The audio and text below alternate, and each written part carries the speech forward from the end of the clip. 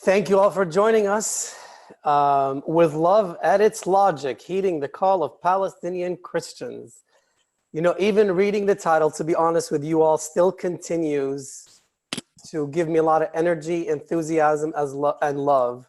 For us to have folks on the ground still calling through a message of liberation through love while under occupation is quite an amazing feat of how they are continuing to do it from their Christian roots and from our faith roots on the ground.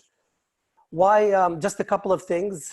Why center Palestinian voices? Three main reasons why we're doing it here. One is we need to reframe, we need to re-authoritize, and we need to do. What are we reframing? I know each one of us has heard over and over and over again, why isn't the other side represented on these calls and these conversations? I might agree that there are two sides to conflicts, but this is not a conflict. This is an occupation. An occupation is not a conflict. And that's why it's important to center Palestinian voices this morning for us. Just this morning, the Israeli Supreme Court ordered the demolition of Palestinian homes in Jerusalem, 60 Palestinian homes in Jerusalem. That is not a conflict where I need to hear from the persecuting state why they are doing this demolition. It is a crime. So the false claims that there are two sides to an occupation have done four things in this movement. They've sidelined Palestinian voices that we're going to hear from today. They have facilitated for Israel to continue its 70 years of crimes against humanity. They have made us in the US and our churches complicit in occupation and crimes against God's people in Palestine. And they have also stifled us Christians in the justice movement from doing our Christian duty, which is to free people and work with those oppressed on the ground. So for me, the reframing of this conversation is that occupation is a sin that needs healing. Occupation is not a conflict. Second, we need to re-authoritize. What does that mean? We need to consider who is the authority on a topic and who do we need to listen to? Because the IOF, sometimes referred to as the IDF, I use it as Israeli offensive forces, white supremacists, sexist, racist presidents and prime ministers are not authorities, nor are there establishments and institutions that back up racists. Muna, Rifat, Omar joining us from the ground today to preach love and a message of liberation for all peoples. With their decades of working, living experiences on the ground, are the people to listen to and are the authorities that we need to listen to. And this is where FOSNA needs to listen to, and each one of us in our churches. Thirdly, we need to do, I've heard it over and over again, working in the Houston community. And I just went a few months ago to a church and they told me the following. Not only do we need to listen to both voices, they told me your voice is not welcomed in our church. But what I want to say, and then I've heard it also from folks doing work in churches, that the pastor is not agreeing to this, or the church doesn't want to talk about Palestine. This is my message to you and my third point. You do not need anyone's permission except God's permission to do justice in your local churches. If your pastor or congregation are not listening, we need to push them with programs, with projects. We are hearing from folks on the ground who are going to tell us how to do that, and we will highlight some FOSNA programs in which you can do that. So that's what I want to provide, voices on the ground, centering those voices, those authorities, and working with projects and programs to plug us into a US context. So today we will be addressing a couple of major points from Rifat, Muna, and Omar. What are the efforts of the NCCOP, Kairos, and Sabeel in Palestine? What are the efforts from each of these respective organizations that has internationalized the Palestinian movement and served as a catalyst for an internationalized, larger justice movement? With that, I'm ready to turn it over to our first speaker, who is Dr. Muna, and she is with the National Coalition of Christian Organizations in Palestine, short for NCCOP. She will start us off by speaking about the realities on the ground and how the NCCOP's open letter, which FOSNA has shared, and I know many of you are familiar with it, and she'll talk about it if you're not, brings together the voices of the local Christian organizations. Each speaker will have 17 minutes. I'll give a 2-minute warning to start wrapping it up. and then we'll go into Q&A and sharing about FOSNA. Mona, over to you, and thank you for joining us. Thank you, Tariq. I hope you all can hear me. Thank you for this wonderful introduction. So I'll start with talking about the NCCOP and the National Coalition of Christian Organizations in Palestine, which is a coalition of more than 30 Christian Palestinian organizations in Palestine, including Jerusalem, the West Bank, and Gaza. So in 2017, the coalition presented an open letter to the World Council of Churches and the Ecumenical Movement after the situation on the ground had worsened, and we felt that we had reached the impossible moment that Kairos Palestine had warned about 8 years earlier. So what was going on in 2017 was that it was 100 years after the Balfour Declaration, and Palestinians were still suffering under occupation. Israel's systematic assault on the Palestinians' creative resistance and on our partners worldwide who used this method to pressure Israel to end the occupation increased. And there were many new laws that were issued in Israel and around the world to oppose this creative nonviolent resistance unlawfully and to stop all efforts towards peace. Not only was this an attack on freedom of conscience and speech, but it was also an assault on our right and duty to resist evil with good. Israel was preventing even pilgrims from visiting Bethlehem, the city of Emmanuel, and there was a growing environment of religious wars and persecution in the region. So religious extremism was on the rise, and the religious minorities have had to pay a heavy and painful price. So, and while we were grateful for those churches who exercised costly solidarity around the world, we were concerned that some churches have weakened their positions in the last 10 years as a result of this manipulating pressure by Israel and other forces. Many still hide behind the cover of political neutrality, not wishing to offend their religious dialogue partners. So the letter at the time urged the World Council of Churches and the Ecumenical Movement to call things as they are. This was the first call. Recognize Israel as an apartheid state in terms of international law, and in agreement with what Desmond Tutu said in the UN report, Israelis guilty of imposing an apartheid regime on the Palestinian people. We are disturbed by the fact that the states and the churches are dealing with Israel as if the situation were normal, ignoring the reality of occupation, discrimination, and daily death in the land. Just as churches united to end apartheid in South Africa, and whereby the World Council of Churches had played a courageous and pivotal prophetic and leadership role, we expected the WCC to do the same. The second point that we had asked for was that they unequivocally condemn the Balfour Declaration as unjust, and that they demand from the UK that it asks forgiveness from the Palestinian people and it compensates for the losses. We ask that churches and Christians to support Palestinians in their request for justice. It was this infamous declaration, after all, that laid the ground for the concept of an ethno-religious state, the very same thing our region is suffering today. So we ask also to take a clear and strongest theological stand against any theology or Christian group that justifies the occupation and privileges one nation over the other based on ethnicity or covenant. We ask that you adopt and live the theology suggested by Kairos Palestine, and that you recognize conferences or organize conferences to bring awareness towards this end. We ask that they take a stand against religious extremism and against any attempt to create a religious state in our land or region. We ask that they support us in combating foundations of extremism, and that they seek counsel when acting against religious extremism so that they do not jeopardize and harm our standing here. That they revisit and challenge the religious dialogue partners, and that they're willing to even withdraw from partnership if needed, if the occupation and injustices in Palestine and Israel are not challenged. That they lead campaigns for church leaders and pilgrims to visit Bethlehem and other Palestinian cities on this side of the wall, meaning the Palestinian side of the wall, in cooperation with Palestinian tourist and pilgrimage agencies in response to recent attempts by Israel. We ask that to publicly challenge any attempt by Israel or other Christians that discourage pilgrims from visiting Palestinian places. This is a very important point and very pivotal for the survival of Christian communities because, you know, tourism is one of our main income sources. The seventh point that we asked for was to defend our right and duty to resist the occupation creatively and non-violently.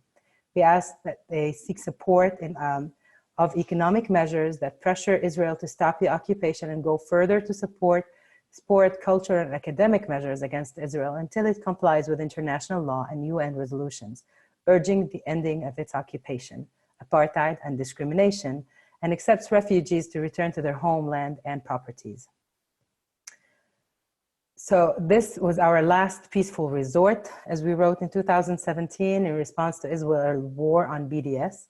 So we asked that they intensified those measures, that there a lobby be created, lobby groups in defense of Palestinian Christians, and that we asked them publicly to legally challenge Christian organizations that discredit our work and legitimacy. So in 2017, there was a consultation with the World Council of Churches in Beit Sahur, Palestine. And while we heard many encouraging speeches at the time from the participants and the church and organizations all agreed that this matter should be taken to the WCC executive meeting in November 2017, hoping for resolutions to be taken accordingly. Unfortunately, the response of the World Council of Churches was not as strong as we had hoped. The answer did come positively quickly actually, from the World Communion of Reformed Churches meeting in Germany at that time in July 2017 with a progressive resolution welcoming the NCCOP open letter and asking their staff to start a special program in consultation with Palestinians to work toward a just peace. So we think that this was the first time that such a resolution was taken with a complete consensus from the member churches. So positive responses have been received also from the Presbyterian Church in the USA, PCUSA. 2 years later, the situation on the ground, of course, still worsens here, nothing new. Israel just passed a nationality law that recognizes it as a Jewish state, with all that that entails in terms of increasing discrimination against non-Jewish citizens, and of course, the occupied Palestinians, and especially those of us living in Jerusalem. Of course, the recognition of Jerusalem as the capital of Israel by the USA and the move of the embassy to Jerusalem has caused another challenge for us. But we never give up hope. We're still here and we'll still continue to be here. Our work will still continue. And we hope that you guys will hear our call and respond positively to it. And, you know, we will keep on the fight. Thank you. Less than 17 minutes. I was going to say, Dr. Muna, thank you. You have 9 more minutes to go, but if you're done, you're done. We'll leave them for questions for later on. Sounds good. Sounds good. Thank you. Surgeons are precise. No, I love it. I love it. It is an honor having you share with us the facts, not the alternative facts on the ground. It is an honor having you and sharing with us the role of the church and the faithful efforts of people on the ground, including what you said, the phrase you used kind of kept striking at me, last faithful resort, and that these measures need to be taken, internationalized, and implemented in our respective contexts. Exactly. So thank you. We hope so. We need to do so. So thank you. Yes. Thank you, Tare. Amen to that. Next, we have Rifat with us, who is from Kairos, Palestine. We'll speak about the Kairos Document, its history, its 10th year anniversary, its message, and the Kairos campaign nationally and internationally. And with that, I'll turn it over to you, Rifat. Thank you for joining us as well. Thank you. So I'll take the 9 minutes from Muna. Yeah, okay.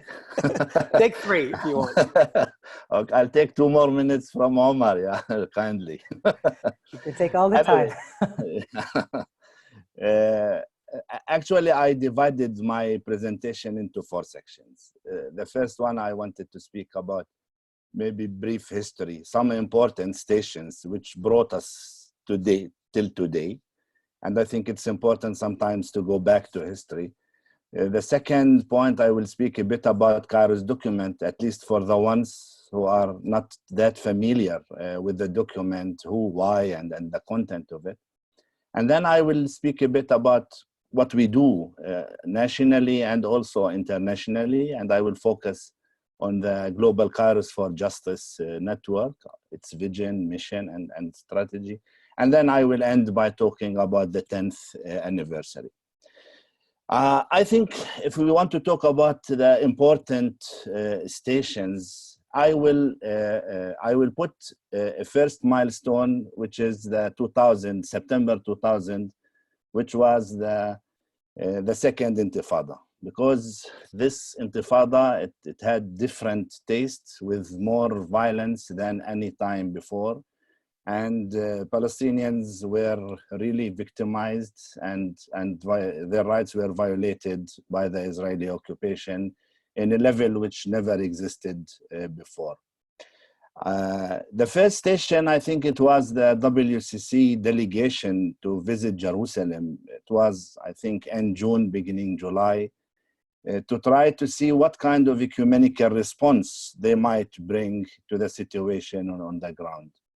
Immediately after that, in 2001, also in August, there was a consultation which happened in Geneva, where the EAPPI program was launched, the Ecumenical Accompaniment Program, where the ecumenical movement pledged to accompany the Palestinians in their struggle, but also the Israelis who are working in solidarity with the Palestinians. In 2006, September 2006, there was an important, I think, resolution from the Central Committee of the World Council of Churches, which is to start PF, the Palestine-Israel Ecumenical Forum, to try to catalyze and to coordinate new and existing advocacy work to end the Israeli occupation.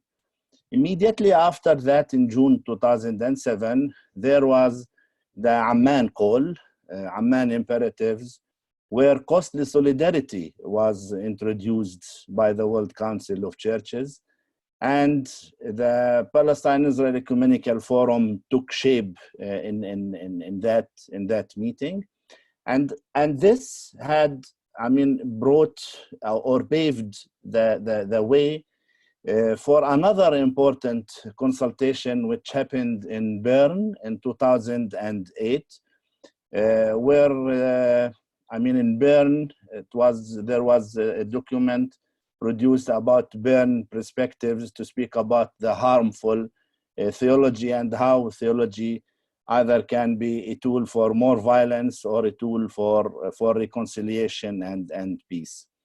After this, in 2009, as all of you know, Kairos Palestine document was launched on the 11th of December 2009. After that, I mean, I will speak later at Kairos document, but one of the important calls within Palestine the Kairos document was the call on come and see. Try to influence the pilgrimage and the way churches do pilgrimages to the Holy Land, to Palestine and Israel. And in 2010, there was an important, I would say, important consultation in Geneva, organized by the Alternative Tourism Group in Palestine, Kairos, but also the PF, Palestine-Israel Ecumenical Forum, and ECOT, the Ecumenical Coalition on Tourism. There, in that meeting, guidelines for pilgrimage were produced. After that, we had an important also station, 2011, in December 2011 in Bethlehem, where we launched Bethlehem Call.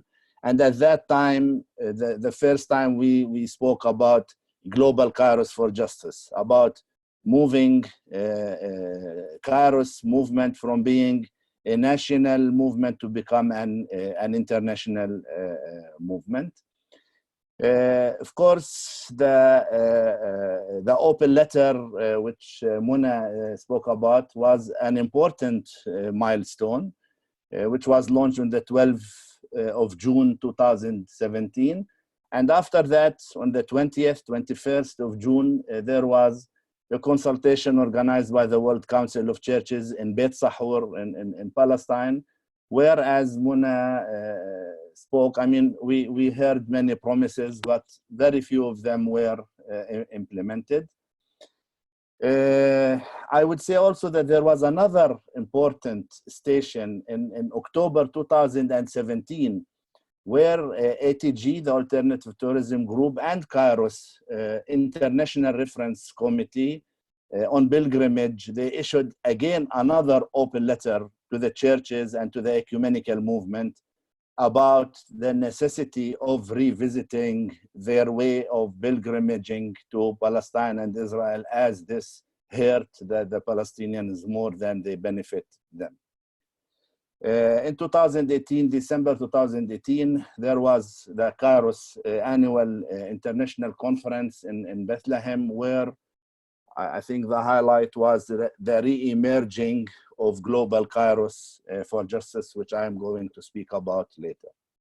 About Kairos document, actually the document itself, it was launched on the 11th of December 2009. And I would say after really intensive work, which took more than 1.5 years in preparing for this 16 pages document, for a variety of reasons. It took that time because, I mean, this is not the first time that the Palestinians speak up, but I mean, we have theological institutions, they all spoke, I mean, theologians, etc. But this was, I think, the first time where some 15 Palestinian Christian leaders from different denominations, ordained and lay people, different organizations, different academic backgrounds, different gender, different political orientation and activism, they came together to draft such a comprehensive, I would say, and comprehensive and courageous document as well. The word Kairos, it is a Greek word, means this is the time. And what we meant with this is, I mean, of course, we were not the first to issue a Kairos. There were 13 or 14 different documents before us. But the most important and the most famous one was the South Africa document, which was launched in 1985. So this was, I mean, we wanted to have this similarity with it, but also what we meant with Kairos, that this is the time for Palestine. This is the time to end the occupation, to end the Israeli apartheid and discrimination against the Palestinian people. The drafting process, it was done on a very low profile because we wanted to avoid any kind of pressure, either coming from locals or from international partners, because we wanted really to be independent, very clear and very bold in setting up our minds, addressing our people. Why Kairos? I mean, the document has emerged in a particular dark moment in the Palestinian reality in 2009. 6 decades of, I mean, dispossession, dispersion, occupation, colonization, manipulation, and control at the hands of foreign regimes without any sight of hope. The Palestinians, I mean, attempted many means of resistance, all of which were ultimately in vain. Also, the endless political negotiation and the endless peace process have reached a dead end without also any just solution for this conflict. I agree with you, Tariq. I mean, it's not a conflict. Definitely, it's not a conflict.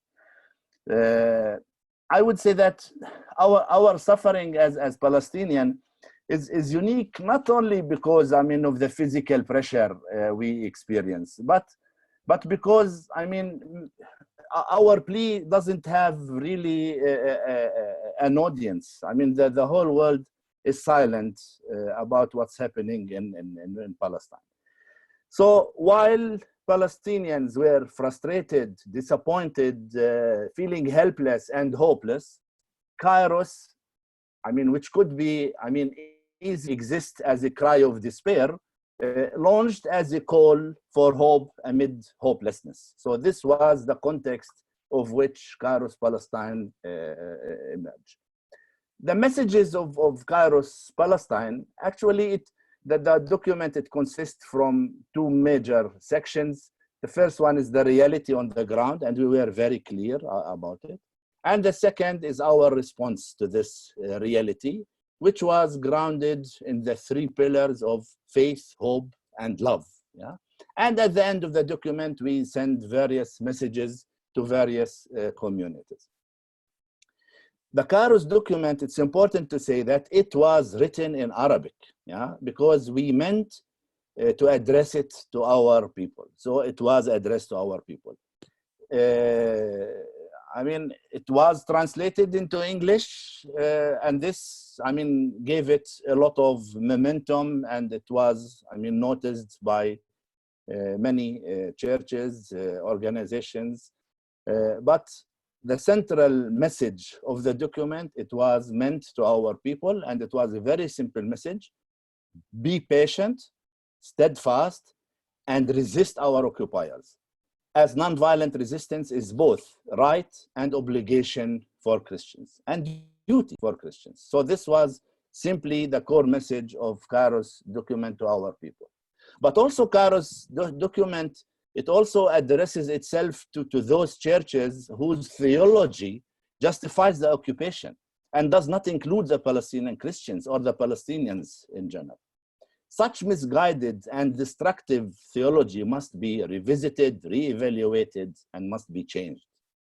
Kairos document wrote that occupation is a sin against God and against humanity, distorting the image of God in the Israeli occupier and also in the occupied Palestinians. We spoke on behalf of the two nations. And any theological justifications to this occupation is also a sin and must also be changed. The calls of Kairos, as I said earlier, they were grounded into the three things: faith. When we spoke about faith, we said we believe in one God who created all people in his image, or her image, if you like. God is just, God is fair, God is good, loving all and caring for all, including Palestinians. It cannot be a good message for everyone, for Americans, for instance, and bad message to the Palestinians. It's a good message also for Palestinians. Our belief in God, it doesn't mean that we passively depend on God, but we must work with God to end the injustice and oppression of our people. We are the legs and arms of God. In other words, we believe in faith in action. When we spoke about hope, we spoke about hope not as a wishful thinking, but hope is active and alive. Despite decades of oppression, dispossession, I mean, there are many signs of hope. Our people are still steadfast and resist. This is a major sign of hope. I mean, if you look to Gaza, the great march of return, this is a big sign of hope. After 11 years of siege, still people, young people, they are taking to the streets and revolt and demonstrate against their oppressors. Our youth continue attending schools and universities, driven to learn, seeking work, yeah, despite the high unemployment rate. Our youth remain active in church and also in community work, contributing toward better future. Again, despite high rates of immigration, I mean, all the time we speak about immigration. When we talk about Christians, immediately we talk about immigrations, but we are not talking about the good number of people who are coming back also. I mean, many young people, they studied abroad, they completed their studies abroad, and they came back to be in their own homeland and try to serve their land and to help as much as they can their people. Also, we can see that the world is slowly changing. Maybe not to the level of the urgency of the situation, but the world is changing. And there is more understanding for the Palestinian suffering, for Palestinian rights and aspirations. The global BDS movement is also one example. The global Kairos for Justice is another example. I mean, there are many examples which shows that things are changing. There are, I mean, more Israeli organizations are working in solidarity with us. More churches around the world are speaking up and acting in solidarity with the oppressed. We are not giving up. As Mona said, we are moving, we are growing, and the world is growing with us. Hope begets hope. When we spoke about love, I mean, we challenge our people with the commandment, love your enemy. And this took a lot of time in debating. How can we challenge our community to love their enemy in a situation where everything pushes you to hate? How can we stand firm about this commandment? And the challenge remains, how can the oppressed love their oppressors? But it's not just a challenge. It's not just a challenge for the Palestinian Christians. I think it's a challenge applies for everyone, for churches worldwide, for Christians, to the Israelis, and all human beings. I think it's a challenge to the peoples of the world in general, who have been terribly selective about whom to love, have not loved equally or honestly enough. So this is a challenge for the entire world, who took this commandment in a very selective way. An oppressed people like the Palestinians, we are challenging our fellow human beings with our conviction that despite our suffering, we must still see God's image in the faces of our oppressors, and we must love them. This is a lesson learned to humanity, not just to churches and Christians worldwide. Loving them definitely does not mean that we condone their acts, and we must demand an end to their aggression by resisting and helping them stop the cruelty of their conduct. We will both, oppressors and oppressed, be liberated. When we speak about love, this involves responsibility. The first responsibility lies in the hands of the oppressors to end their oppression. But the second responsibility, it's in the hands of the oppressed to resist it.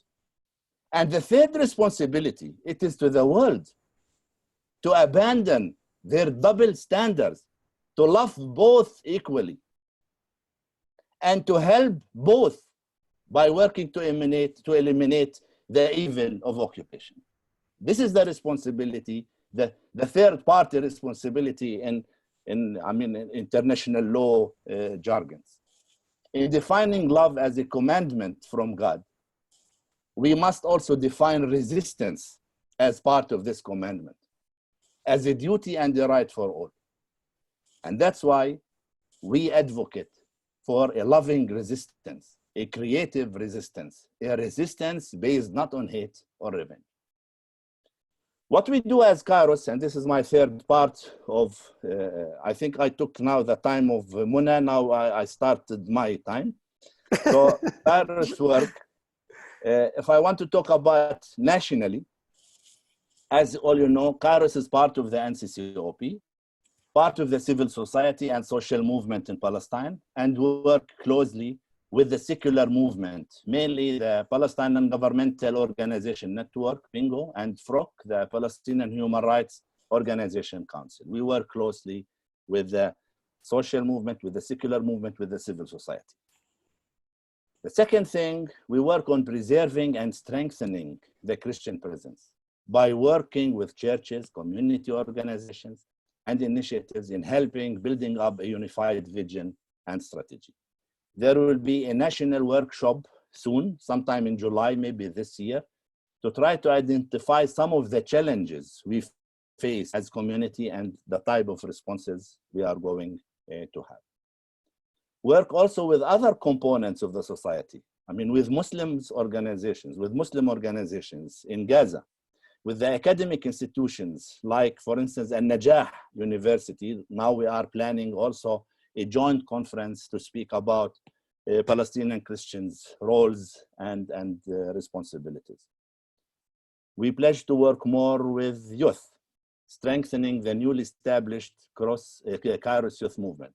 Of course, Kairos is a think tank. Kairos is not implementing projects or programs.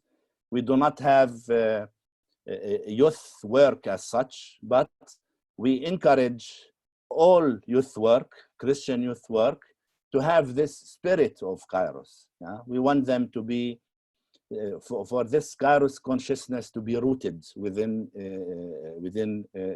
young people. And this is how we work together. Theological writing. I mean, two books were released, one in Arabic, and it took a good, echo from the Palestinians, Muslims and Christians. And another book was released in English by a German publisher.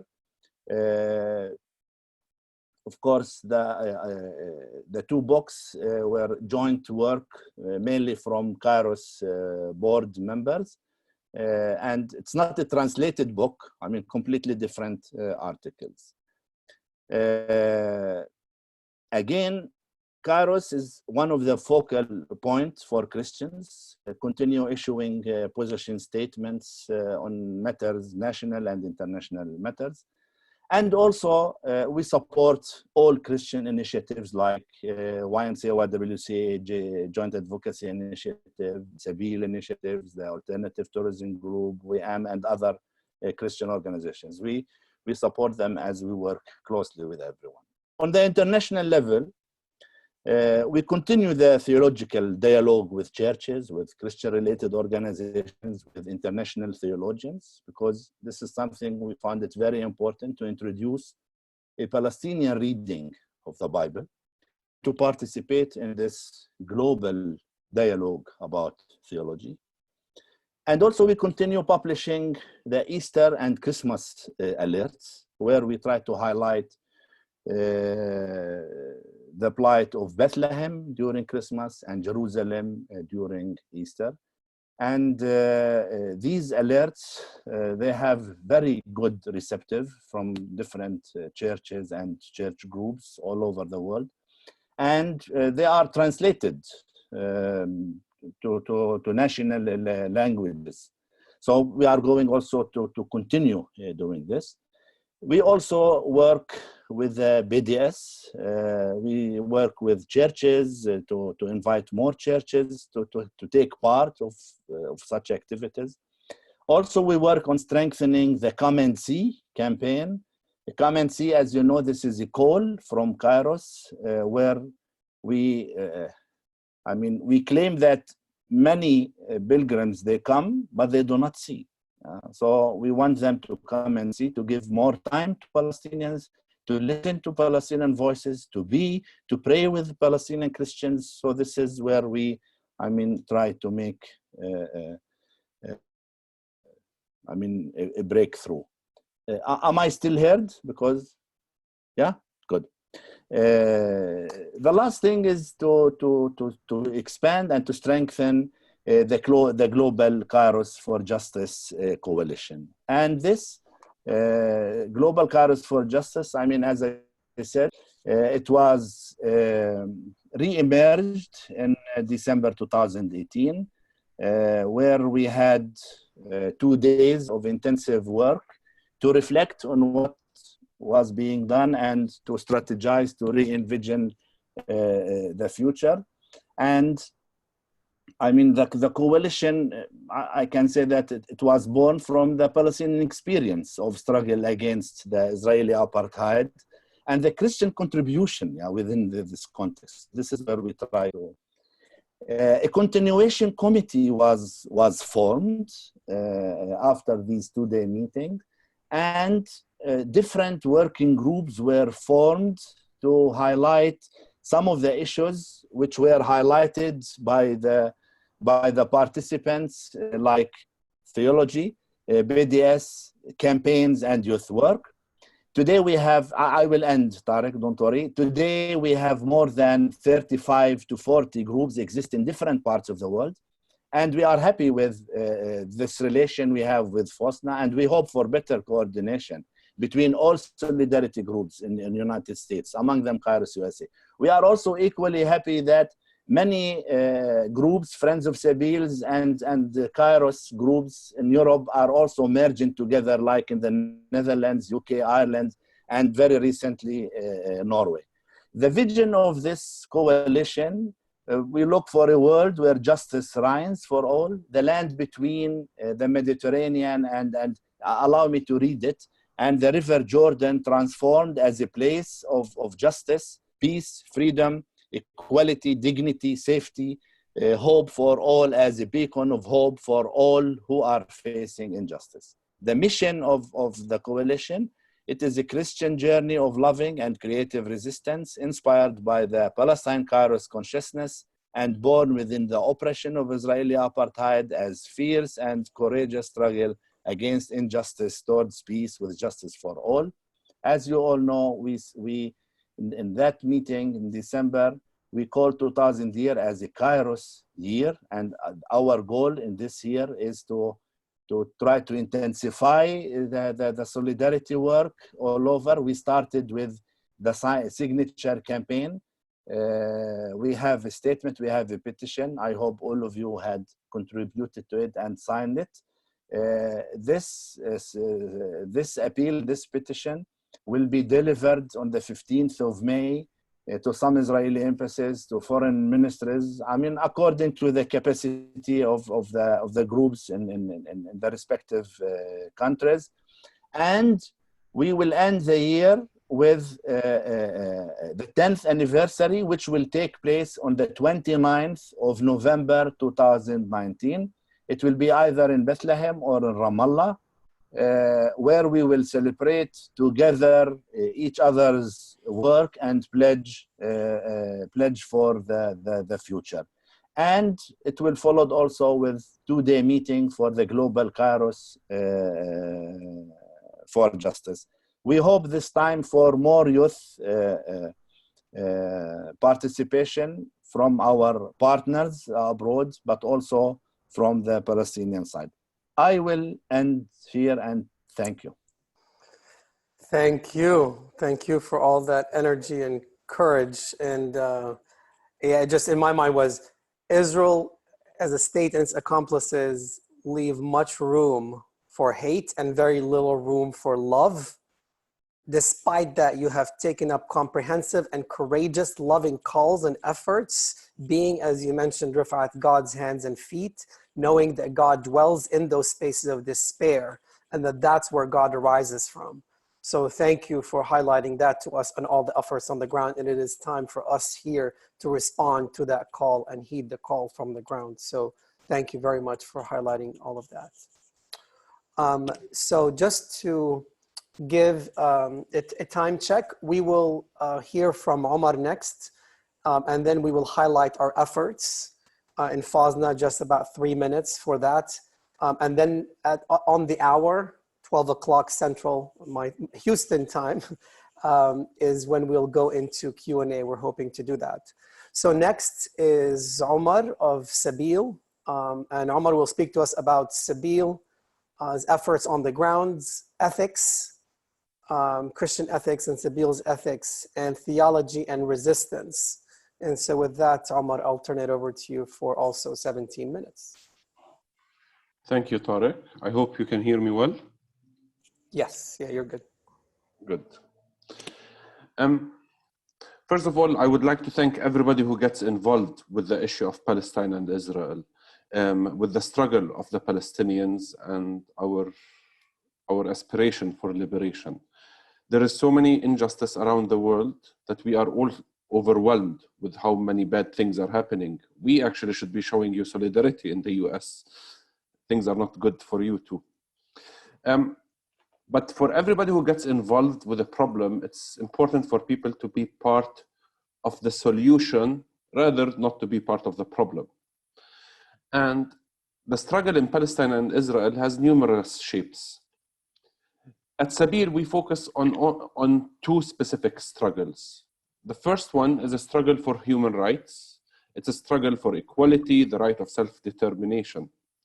It's very important to point that regardless who is committing the injustice or the identity of the victim, human rights are for all.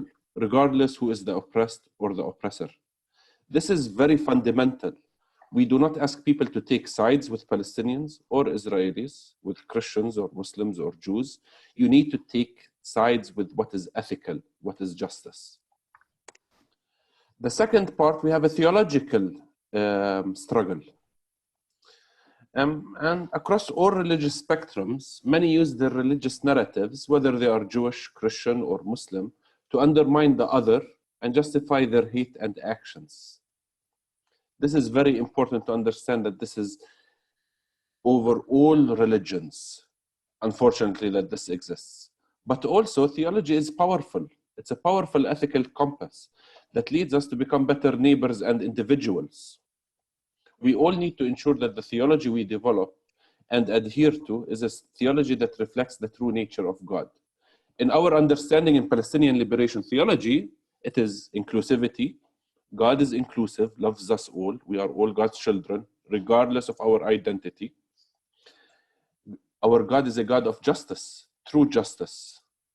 And our God is a God of love, as Rifat and Muna and you, Tariq, have spoken, even towards our enemies. And this is how we reflect it through nonviolence. By refusing to neglect or ignore the humanity of our oppressor, which is extremely challenging.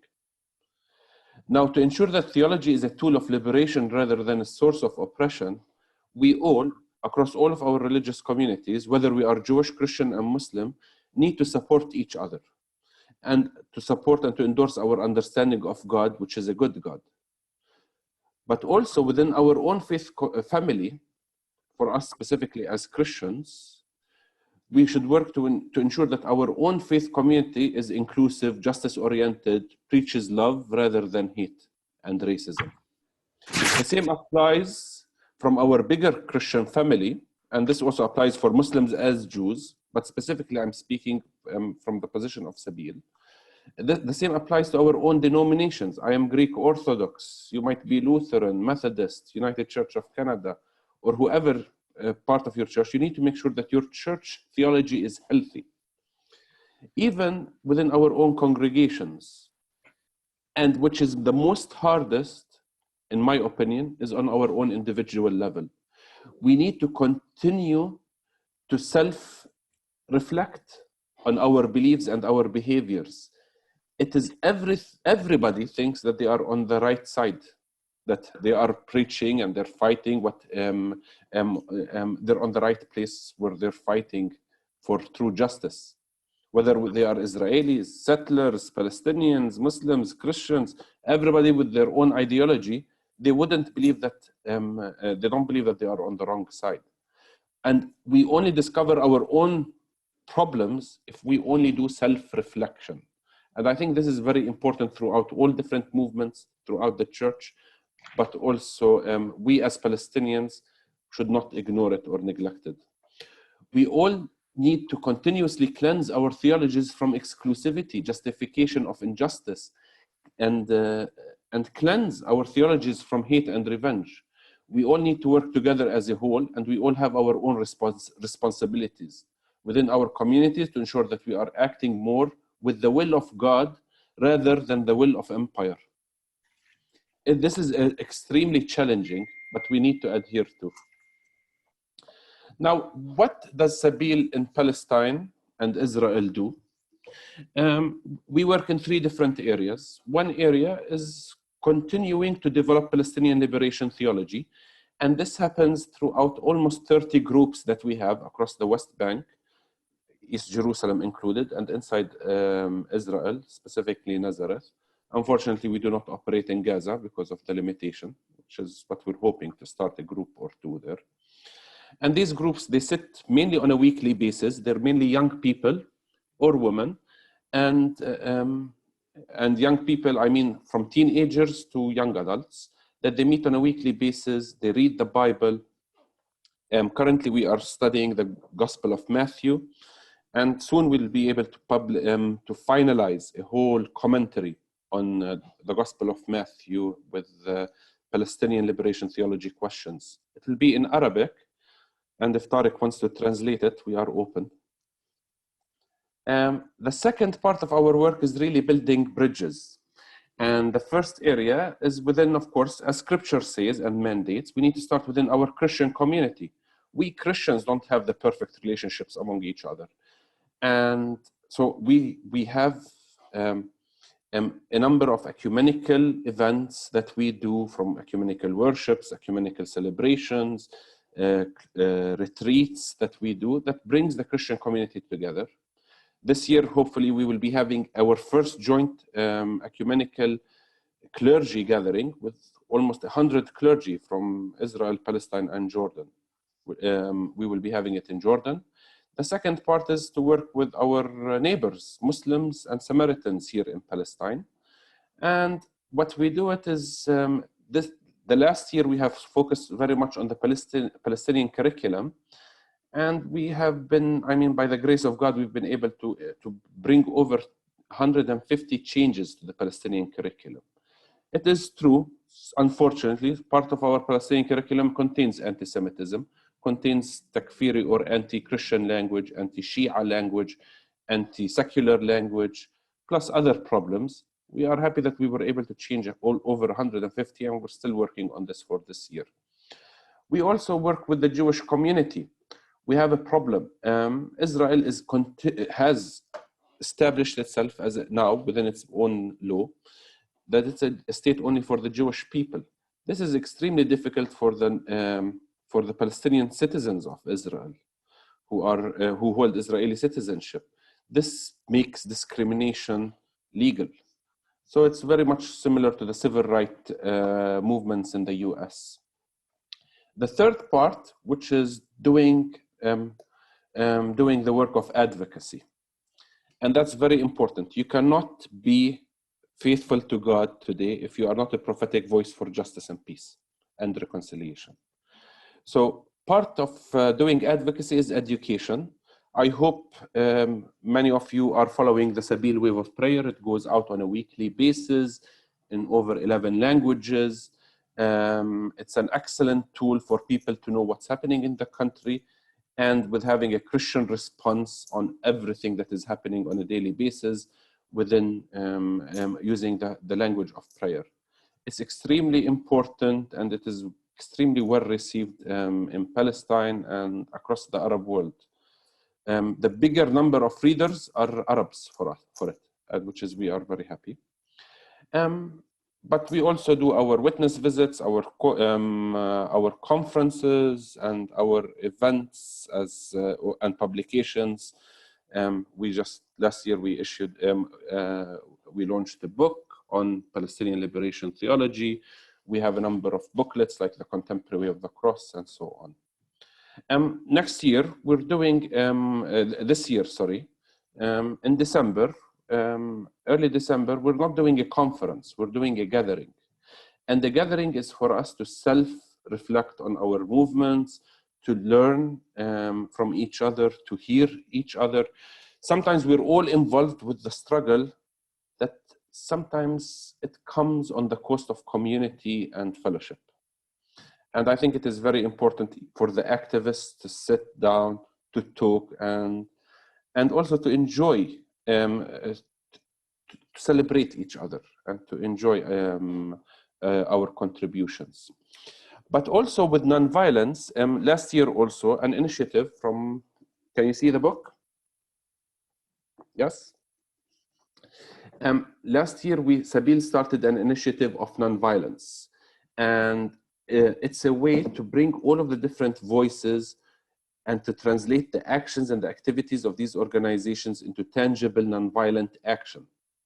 And I mean, we started the initiative with 42 organizations that we have a book published, and it goes week by week. For example, this week we're focusing on MADA, a Palestinian organization that works for the right of, for the freedom of speech and for and protection of journalists. Journalists get attacked by both Israel and the Palestinian Authority, and by Hamas. There are a number of Palestinian journalists who are in prison in Gaza, in the West Bank, and more also in Israel last week, 2 journalists were shot at the March of Return. So this is an excellent education tool, one. It is a way of networking to know who is working and doing what. Third, it gives you a simple thing to do on a weekly basis. Everybody should have this book. There is a website, kuminow.com.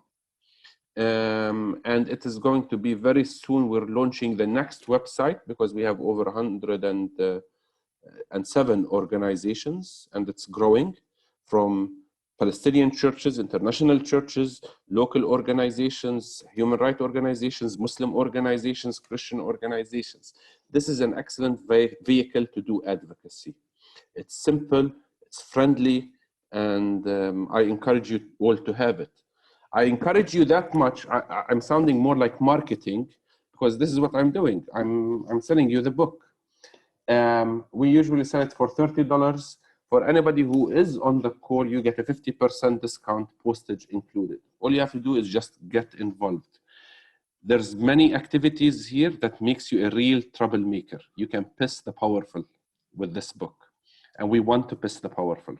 So please join us in being annoying. Thank you, Omar. That was a beautiful message. I loved a couple of things you highlighted, which also jolted my mind into a good space. One is the need for constant self and movement, theological-wise purification, as we are continuing to build momentum, true, authentic, genuine momentum in the movement. And then the second thing you said is, which was a beautiful message of unification, is we also in the US need your support. We tend to forget this. We still need to, we still operate, including myself here, from a colonialist peace mentality of we are giving charity justice work to other nations. So that was a beautiful message for me and a reminder to all of us how we do this solidarity work. So thank you. And thanks for joining us and preaching God's word. I'm sounding more and more like a preacher at this point. Okay, so right now we're going to talk just for about 3-4 minutes about Fazna's efforts, and then we'll go into Q&A, which I'm seeing that Muna is on top of it already and answering a bunch of questions. So thank you for, and some of them in paragraph form. So with a kid in her lap too. Oh my God, doing the talk, babysitting and answering questions. So right now I'll go to Rochelle for highlighting a couple of things, and then I will take it over with highlighting 2 more things, and then we'll go into Q&A. Thanks, Rochelle. Great, thank you. So I just wanted to lift up, we have a group that's come together in the US that is heeding the call that Rifat outlined about May 15th, specifically gathering signatures for the petition. I put the link to the petition in the chat box. And for those of you on the phone, we'll send an email with any of the links in the next couple of days. But we are bringing people together who are planning to deliver those petitions to consulates and embassies. We're hoping to have them delivered at all 9 in the United States, and we still need some organizers in some of the cities. So I just want to encourage you all to get involved in that effort. And if you don't live in a city where there's a consulate or an embassy, there's many suggestions on the call to action of what you can do, but I could just mention a couple that are being planned right now that I'm aware of that are a part of our network. In actually here in Berkeley, California, there's a group meeting at the GTU, the consortium of seminaries here in Berkeley, and they're going to read actually parts of the Kairos document. They have a couple key people that are going to share some thoughts on why it's so important to be heeding this call and to be reading the actual text of the petition out loud and trying to engage more seminary students into action. We have folks that are going to congressional offices on that day and lifting up the legislation that was just introduced again by Betty McCollum on child detention yesterday. So there's so many ways that you can heed this call to action, and we'd love you to connect to this network. We have a call next Monday at 11 a.m. where we'll be just like this, but all of us sharing what we're doing and supporting each other. And FOSNA is providing many resources, a banner for photos during the action, and also a template press release, so you can share that with your local media. So to get connected to those resources and to this network, you can just send me an email. I'll put it in the chat, but for those of you on the phone, again, my email is Rochelle, ROCHELLE @FOSNA.org. And just to share, we have actions already in Chicago, Berkeley, San Francisco, Sacramento, Washington, DC, Los Angeles.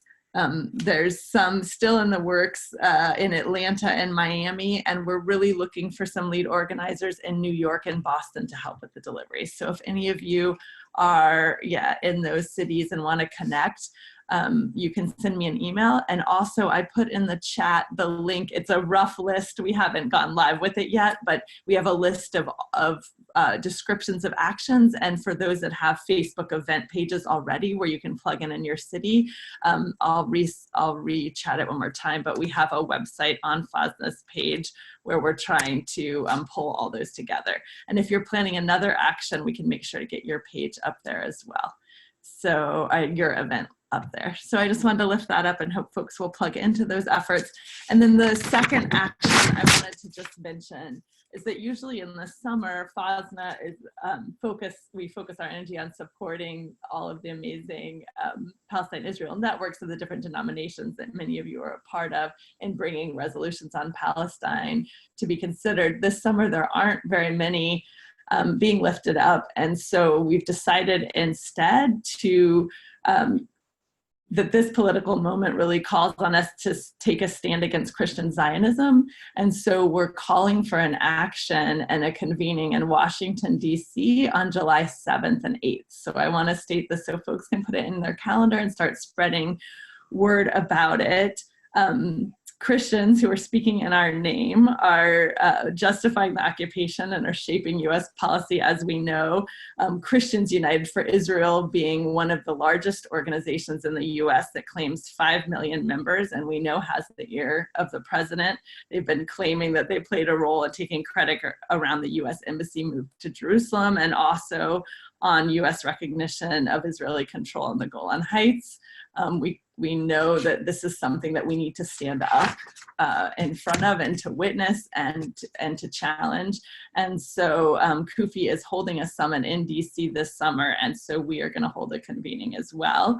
So again, July 7th and 8th. And if you want to be sure you'll get more information about it, make sure you're on our mailing list. And I put that link in the chat box as well. Or again, you can send me an email and I can give you more information and connect you to that effort.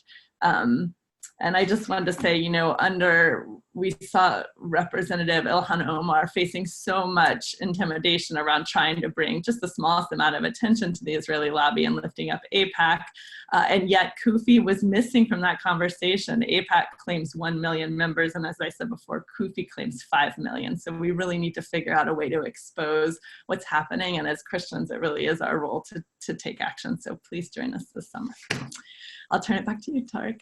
Oh, and just one more thing. If folks do want to send questions and they're on the phone, I said this earlier, but I'll just say it again. You can just send it to my email, rochelle@fosna.org. Thanks. Thanks, Rochelle. I will just take up 2 minutes exactly, and then we'll go to questions for 20 minutes. As Rochelle highlighted, the CUFI actions, but also inside our churches that have already done any action on BDS. There are in the churches, 10 different churches that have passed some level of divestment, and that includes 15 million US members in those churches, 50 million persons. There's a lot of work to be done in their local churches in order to translate those denominational resolutions into local spaces of justice and power for us in the movement. Right now, FOSNA has claimed 33 HP-free churches, which will be working on also transforming into justice churches, but 33 HP-free churches. There are thousands more from these 10 denominations and 15 million member churches. That is also our responsibility to transform that onto the local level. Second initiative is centering persons of color's voices, as we are doing on this call. And we are also having an initiative of Palestinian narrative trainings. We have done 3, where we are training our people, our young Palestinian and young, old, whatever age you want to be or are, in how to better tell our stories inside these churches and to connect those Palestinians to be speakers at the local level. We have done one in Denver, in Houston, and in San Francisco. And we are doing our 4th one in Austin. We are happy to come to your city. And then also the Faith and Freedom Project, which is working with Black churches. We all know that Zionist Christian forces have been targeting Black and Latino churches in order to support Israel as a nation state with its violations. This is countering that and creating a vision of justice through Palestinian liberation theologies. You can see that on our website. Another way to connect, and you can sign up online if you are clergy or seminarian. There is a list of folks. We have up to 150 people who have joined it, and we want to build it to hundreds more to stand up to these violations and write statements and calls as needed. FOSNA Activist Network, if you're not clergy, if you're not seminary, and you want to do some activism, that is also another opportunity that you can plug into. Lastly is the importance, and I think Rifat and Omar and maybe Muna, I'm forgetting, mentioned it, is in regards to witness trips and going and seeing what Palestinians have asked for as an important way of looking at and seeing the injustice through, and I loved Sabeel's terminology, the current day stations of the cross in Palestine, being a refugee camp, being a checkpoint, being the injustices that are facts on the ground that Israel has implemented. We will go into Q&A for 20 minutes at this point.